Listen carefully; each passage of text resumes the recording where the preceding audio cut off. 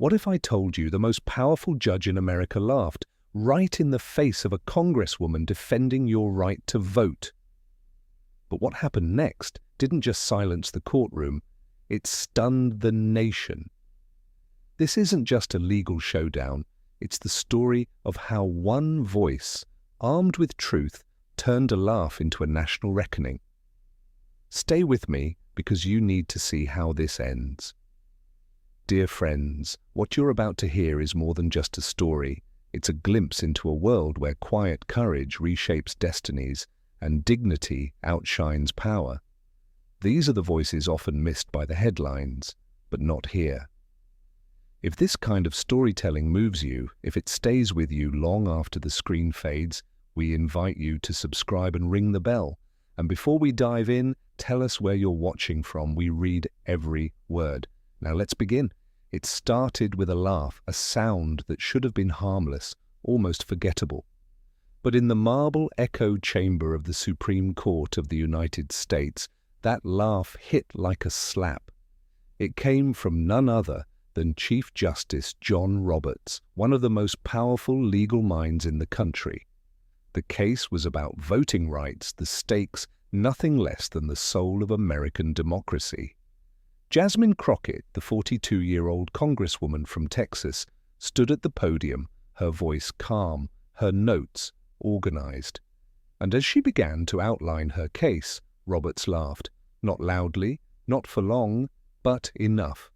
Enough for the dismissive tone to ricochet through the chamber, enough for it to carry meaning far beyond the moment, because that chuckle, short, sharp, and meant to undermine, wasn't just a reaction to her words, it was a reflection of something deeper, more dangerous, a system so confident in its own authority that it forgets who it is supposed to serve.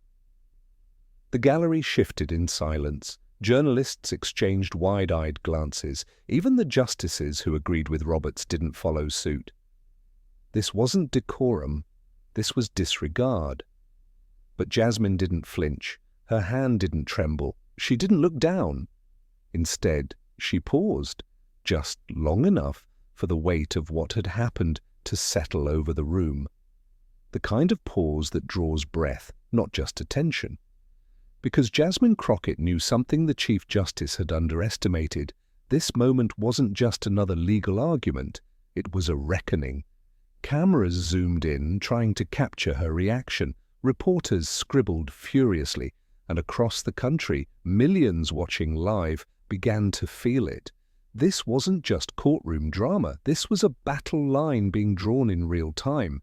One side represented by a gavel and robes, legacy and control.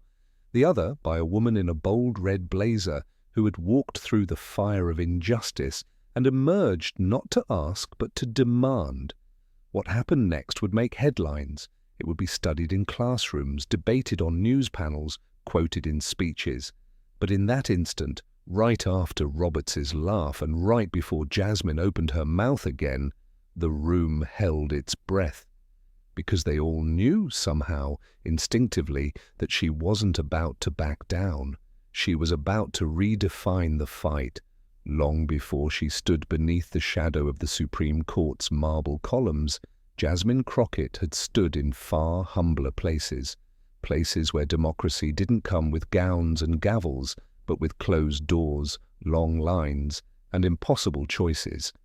She was born in St. Louis, Missouri, to a working-class black family whose sense of justice wasn't born in courtrooms but in kitchen tables, church pews, and the quiet rage of watching people's voices be erased again and again. Her father worked for the city transit system. Her mother taught in a public school with more broken windows than books. From them, Jasmine inherited two things: a relentless work ethic and a refusal to accept silence in the face of wrong. As a teenager, she'd sit beside her grandmother watching the nightly news, hearing stories of politicians debating rights she knew her own neighbors were denied. She didn't yet know the names of legal doctrines or landmark decisions, but she understood something even more powerful. The law often needed people brave enough to confront it from the outside before they could ever change it from within. She worked her way through law school at Howard, often studying late at night after shifts at a diner near the campus. Her professors described her not as loud, but as unshakable, someone who didn't perform strength but lived it.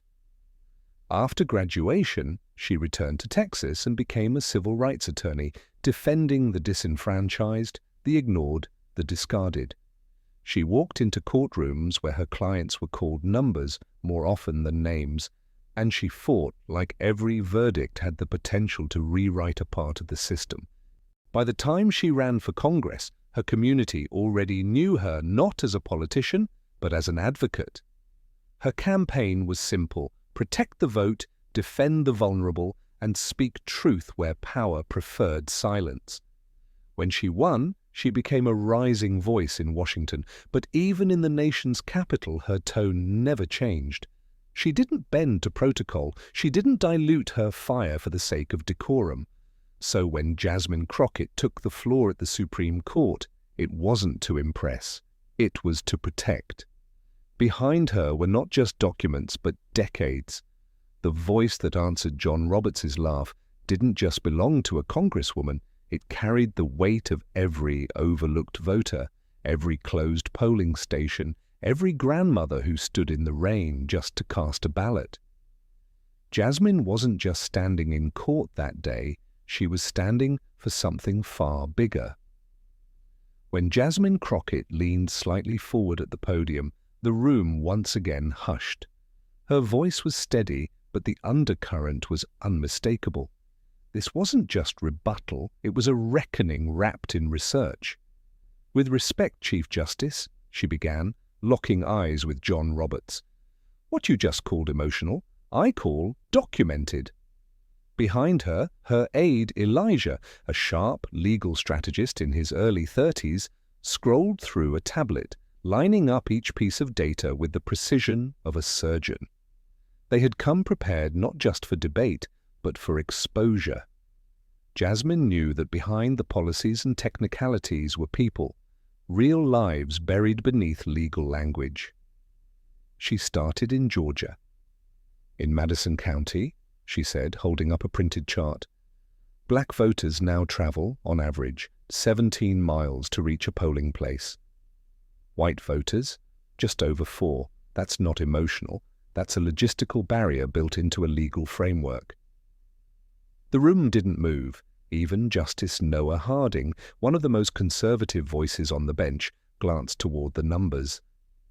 Jasmine continued: Arizona, Florida, North Carolina. One by one, she pulled back the curtain on laws passed under the guise of security that instead systematically burdened communities of color. And then came the shift. "You want facts, Chief Justice?" she said, her voice low but fierce. "Here's one." She nodded to Elijah, who tapped the screen. A large digital exhibit projected onto the chamber wall, a color-coded map showing wait times at polling stations across several battleground states. Red and orange bloomed across minority-majority areas. Blue and green hovered around predominantly white suburbs. "The average wait time in these red zones," she said, gesturing to the data, "is over 4 hours. In the blue, under 30 minutes. A pause. Same election, same state, different America. Roberts, who had been resting his hand against his chin, sat back. His earlier smirk was gone.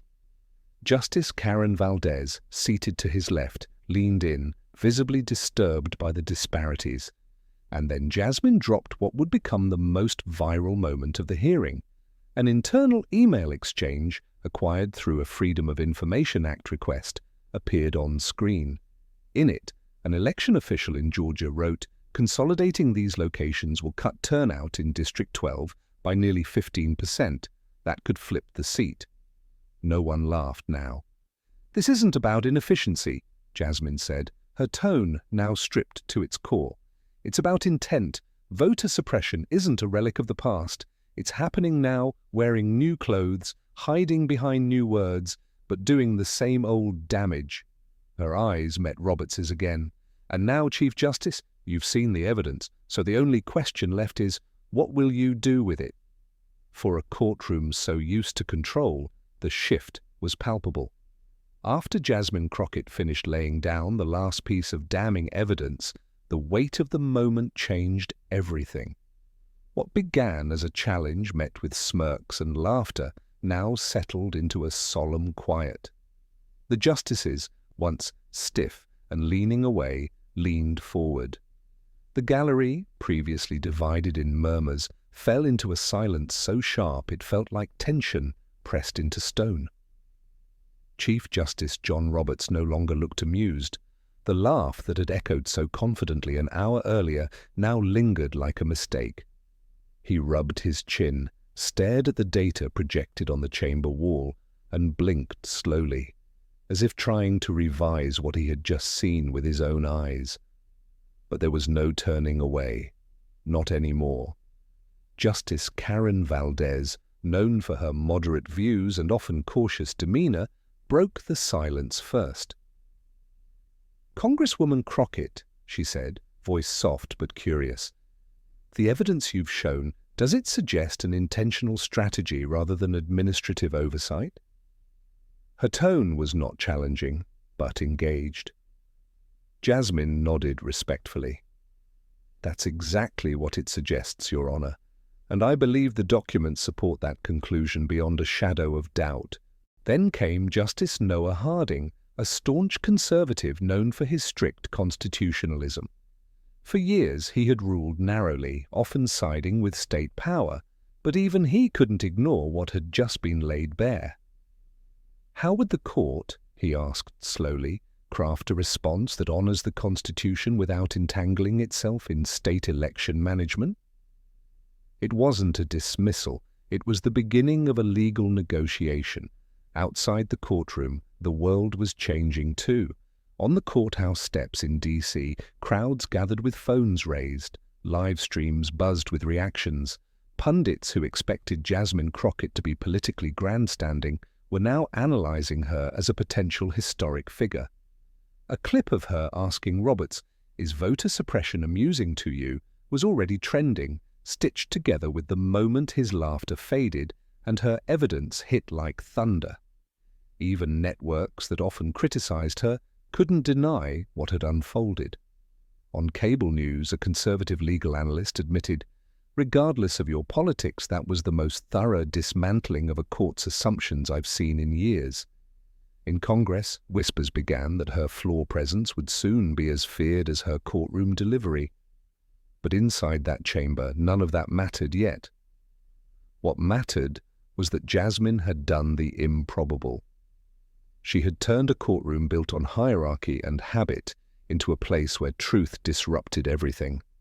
Her poise hadn't cracked, her facts hadn't wavered, and now the law, the very institution that had once silenced voices like hers, was forced to listen. Not out of courtesy, but because the truth she carried would not allow them to look away. When Jasmine Crockett stepped out of the Supreme Court that afternoon, she wasn't met with silence. She was met with a surge of voices, cameras, questions, and something deeper: energy. It wasn't the energy of a headline or a political win. It was the raw, almost electric pulse of something being born, a shift, a movement, a moment that had begun with a laugh and now echoed in purpose. She didn't smile as she faced the press. She didn't gloat. Her voice remained calm, her tone steady. "I didn't come here today to make history," she said. "I came here because people are still being denied a basic right, and someone needed to say it where it mattered most." Her words weren't for applause. They were for the voters who had stood in line for hours, for those who had their polling places moved without warning, for the ones who had started to believe that being ignored was just part of the process. Across the country, people responded. In Atlanta, volunteers at a voter registration drive quoted her line, "Well, this isn't about convenience, it's about equality," on handmade posters. In Cleveland, law school professors rearranged their syllabus to include the full transcript of her testimony. In Oakland, An elderly man at a community centre watched her closing statement on a loop and whispered, "This is what courage looks like." The media coverage came quickly, but this time it wasn't just about sound bites. Editorials across the political spectrum acknowledged the gravity of what she had done. Some questioned her boldness, but few could dismiss the facts. Even Chief Justice Roberts' change in tone became a topic of national conversation. What does it mean when power is forced to reconsider? What happens when truth is spoken so clearly it leaves no exit? Within days, Crockett's office was flooded, not with praise, but with stories, emails, letters, handwritten notes, veterans, single mothers, college students, poll workers, Americans who had long felt invisible now felt seen. They didn't just thank her, they asked how to help. And Jasmine, true to form, didn't wait for the next hearing. She met with organizers. She joined Zoom calls with local election boards. She started building a legislative framework based on the very proposal she laid out in court. Not to win a headline, but to protect a principle. Because this was never about one courtroom. It was never about one argument. It was about what happens when one voice, armed with evidence and rooted in lived experience, dares to speak truth in the highest places. That day, Jasmine Crockett did not just change the tone of a Supreme Court session. She reminded a nation that democracy isn't defended in theory, it's defended in the fire. And from that fire, something new had begun. In the heart of America's most sacred legal chamber, a confrontation unfolded that no one could ignore. Jasmine Crockett, a congresswoman with courtroom roots and a fire honed by lived experience, faced off against Chief Justice John Roberts, the stoic figure of the nation's highest court. What began with a smirk and a dismissive laugh transformed into one of the most gripping and consequential showdowns in recent political memory. Crockett came armed not with volume, but with precision. Her evidence was not just data, it was testimony in the truest sense. She exposed not only statistical disparities, but the intent behind them, revealing how systemic barriers are strategically maintained under the guise of neutrality. Her voice didn't merely counter Roberts's doubt, it carried the weight of generations who had been told that their struggles were too minor, their concerns too emotional, their demands too much. What made her moment unforgettable was not just the facts she delivered, but the dignity with which she delivered them. She didn't just argue policy, she made the court feel the cost of silence. And in doing so, she disrupted an institution that often feels untouchable. The impact rippled far beyond Washington. Across the country, her courage inspired classrooms, community centers, legal debates, and everyday conversations.